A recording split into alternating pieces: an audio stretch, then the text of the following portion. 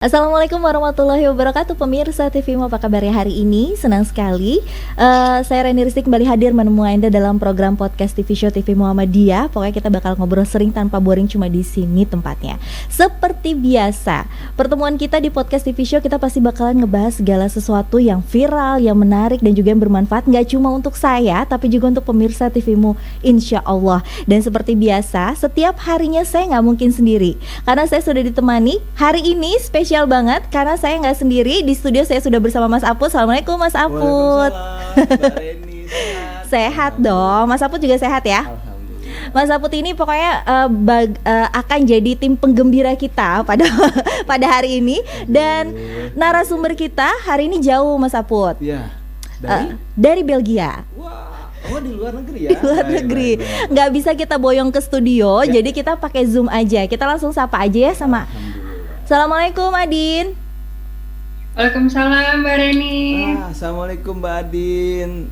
Waalaikumsalam. Aduh, Masya Allah, cerah banget ya. Alhamdulillah. Skincare-nya apa?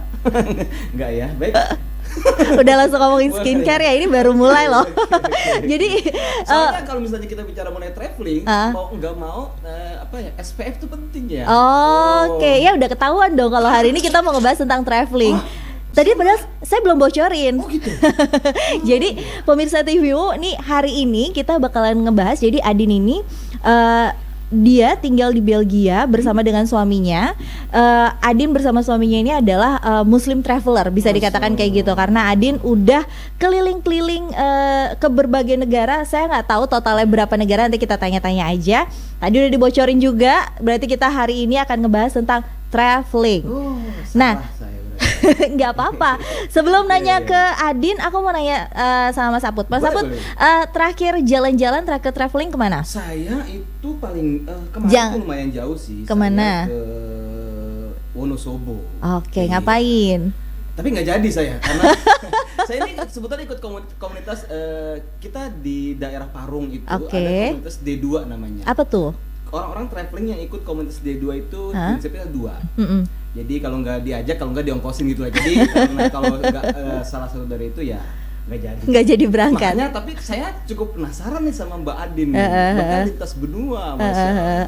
Oke. Ya. Jadi tapi saya serius loh nanya. Terakhir traveling beneran kemana? Kan Wonosobo tuh jadi nggak? Luar negeri atau di dalam negeri? Bebas. Yang terakhir aja, yang terakhir.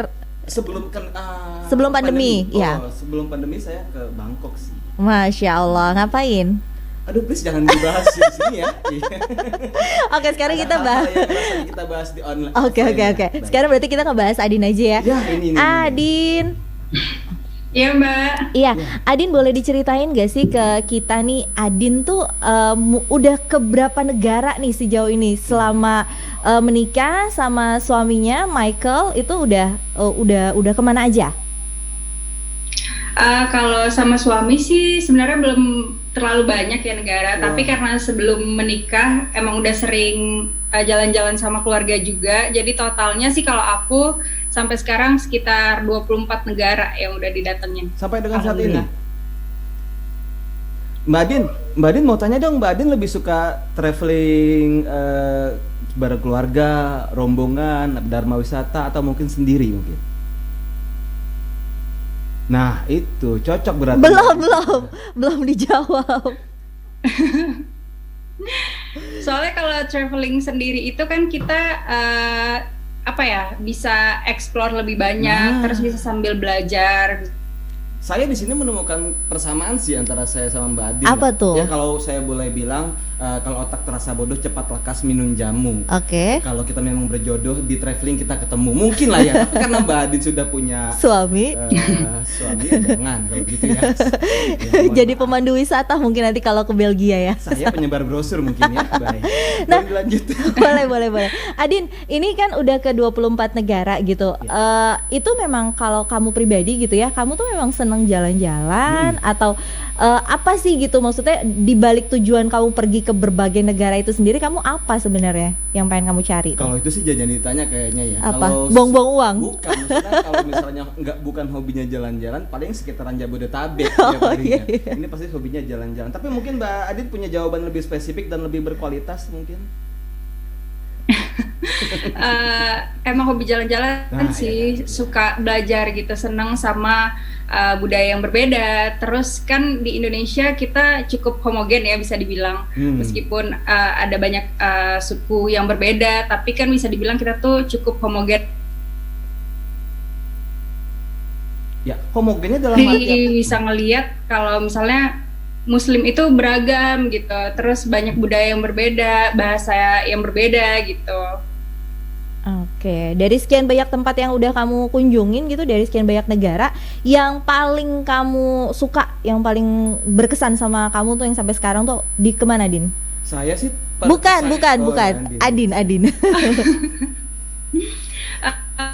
Kalau aku sih paling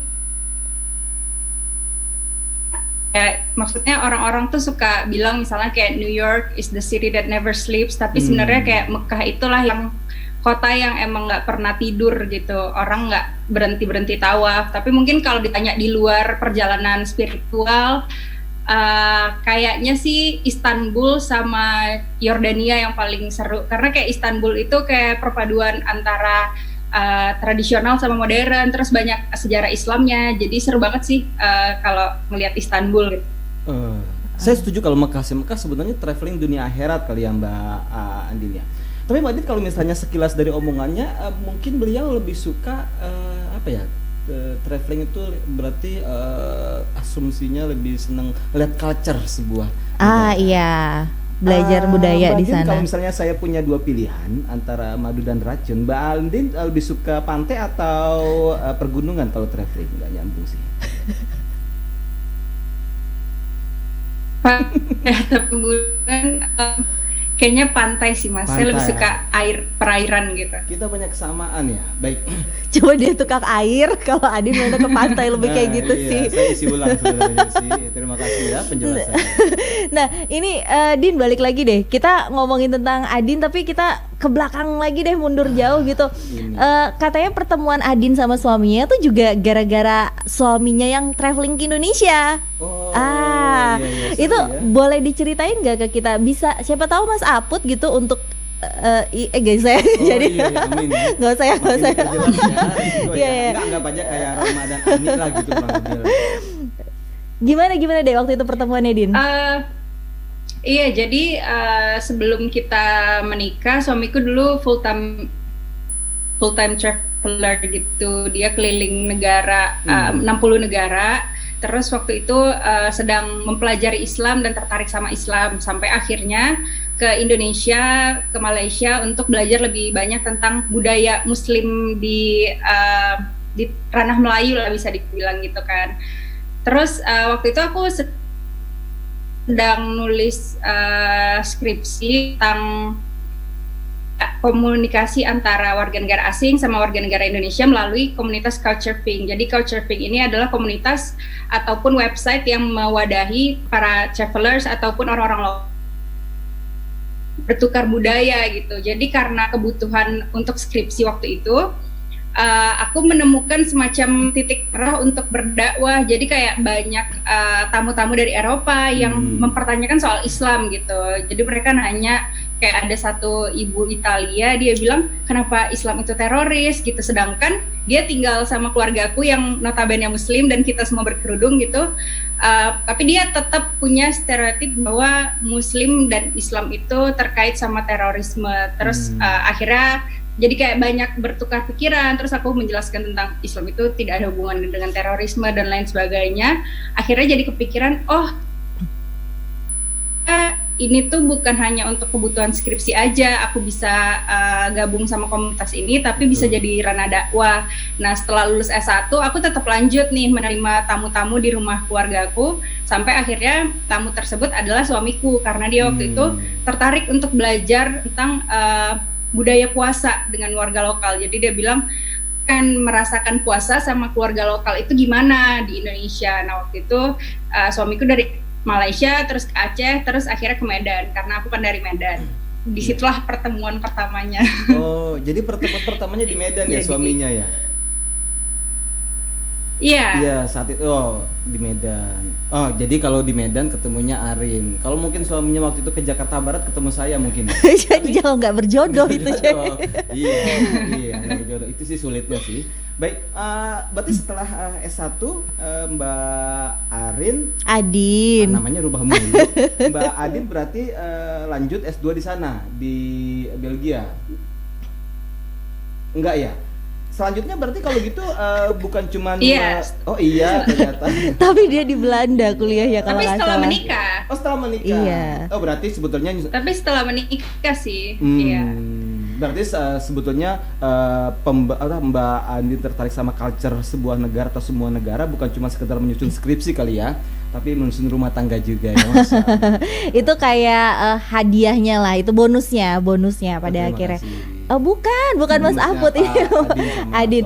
Nah Din, ini akhirnya kan di sana suamimu untuk belajar Islam ternyata nggak cuma sampai puasa aja, tapi katanya lanjut sampai Lebaran gitu. Itu benar-benar di sana tuh suamimu tuh diajarkan apa aja memang sama kamu gitu sampai sebegitu tertariknya dia sama Islam dan tertarik juga akhirnya sama kamu. Oh kalau itu sebenarnya dia emang udah tertarik ya. Jadi mungkin kita nggak Allah itu memberikan hidayah sama orang itu dengan cara yang sangat luar biasa ya gitu, Masya Allah. Jadi sebelumnya waktu suamiku kerja di Belgia, jadi dia itu menjadi manajer dan bawahannya gitu stafnya banyak yang orang Maroko Muslim. Dan ketika suamiku berhenti kerja dan memutuskan untuk keliling dunia, jadi ada salah satu staf yang memberikan Quran yang ada terjemahan bahasa Belanda. Dari situ suamiku mulai terekspos lebih banyak sama ini. Cuman di Belanda mungkin banyak orang Indonesia yang nggak tahu gitu, di Belanda itu ketika anak SMA masuk tahun kedua atau tahun ketiga itu mereka mempelajari semua agama termasuk agama Islam. Jadi orang-orang yang memang udah ada ketarikan dari SMA dan mereka mencari tahu lebih banyak tentang Islam. Jadi tahapannya mungkin Allah kasih hidayah step by step sedikit.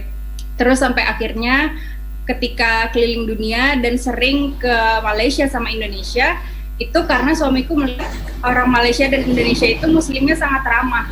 Udah itu nggak ada satu orang yang pernah bilang ke dia, ayo sini aku ajarin sholat, ayo sini aku ajarin puasa atau apapun. Jadi orang Indonesia dan Malaysia itu lebih menunjukkan ramah tamah. Terus jadi suamiku jadi tertarik sampai akhirnya waktu dia ke Muslim. Jadi dia memang tertarik dan ingin belajar dan mempraktekkan rukun Islam gitu ya sebelum dia menjadi Muslim kayak gitu sih. Saya agak tertarik sama satu hal sebetulnya. Tak dulu tertarik satu halnya nanti aja. Sekalian nanti kita juga lihat di segmen 2 tentang video Adin selama jalan-jalan keliling dunia. Nanti kita kompilasi. Ya. Kita kompilasi ya nanti videonya. Untuk itu jangan kemana-mana, tetap di podcast TV Show TV Muhammadiyah, ngobrol sering tanpa boring, cuma di sini tempatnya.